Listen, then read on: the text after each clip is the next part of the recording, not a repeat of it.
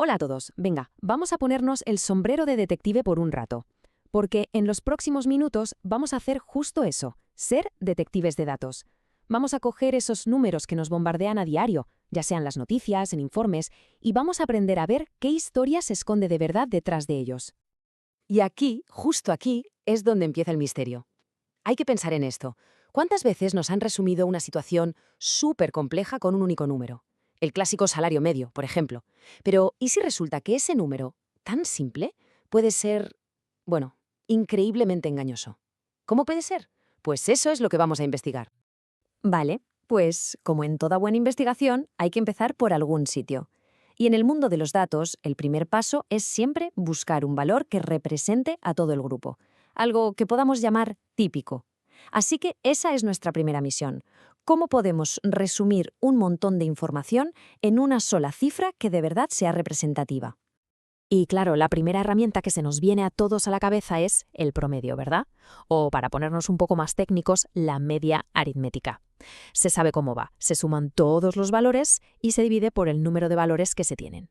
Se puede pensar en ello como el centro de gravedad de los datos, el punto exacto donde todo se equilibra. Perfecto. Así que ya tenemos a nuestro protagonista, a nuestro héroe. La media. Es sin duda la medida más famosa y que más se usa. Pero ojo, que como en las buenas historias, nuestro héroe tiene un punto débil. Un talón de Aquiles, vaya.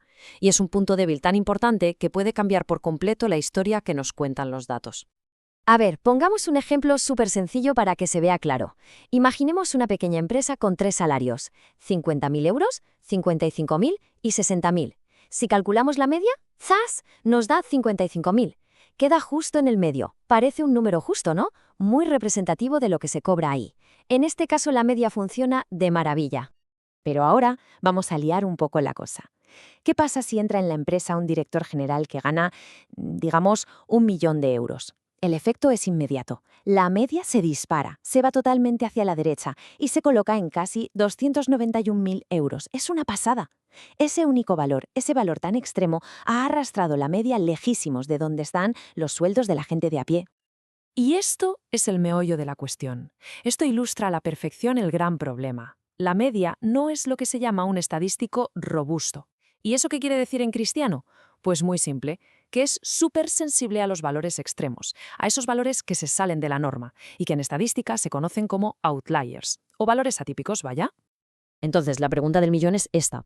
¿De verdad un salario promedio de casi 300.000 euros refleja lo que gana un empleado normal y corriente en esta empresa? Pues la respuesta es un no rotundo. O sea, el cálculo matemático está bien, no hay error ahí, pero la historia que nos está contando ese número es sencillamente falsa. Bueno, está claro que si a nuestro detective estrella la media se le puede engañar tan fácilmente, vamos a necesitar refuerzos, ¿no? Por suerte, la estadística tiene más ases en la manga. Hay otras herramientas que nos pueden ayudar a resolver el caso. Así que vamos a conocer a las alternativas. Vale, pues aquí los tenemos, nuestros dos detectives cara a cara. Por un lado, la media. Ya lo conocemos. Busca el centro de gravedad, pero es muy vulnerable a los valores raros, a los extremos. Y por otro lado tenemos a la mediana. Su estrategia es diferente. Busca el valor intermedio. No le importa si un valor es gigantesco o minúsculo, solo su posición en la fila. Y eso, claro, la hace inmune a esos valores atípicos. Exacto. La mediana es ese detective al que no le impresiona un sueldo de 1.000.000 de euros. Su método es súper directo, de verdad.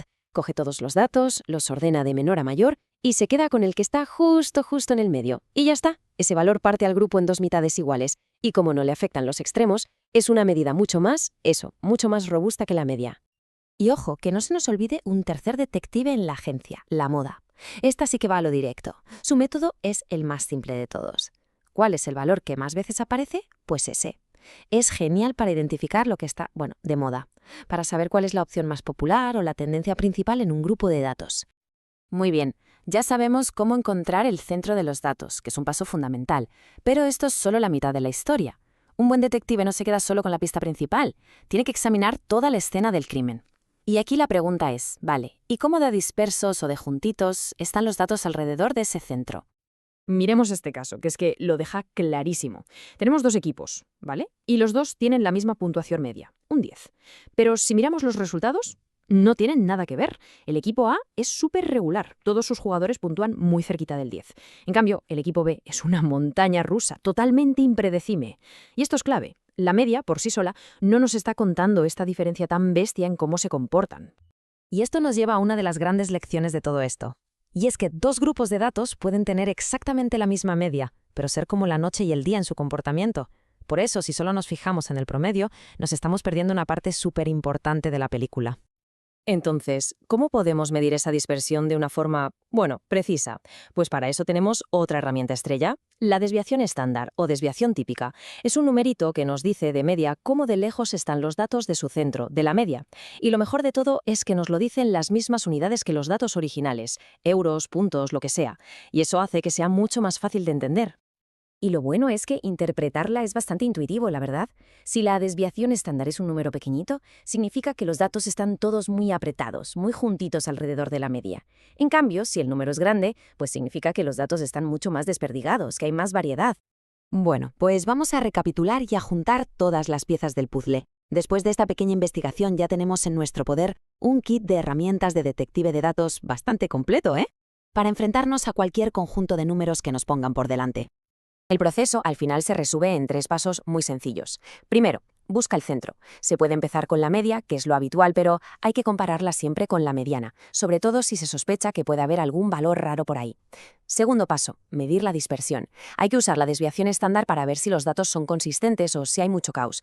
Y tercero, y más importante, construir la historia, porque si se junta la información del centro y de la dispersión, entonces sí que se tiene una imagen completa y real de lo que está pasando.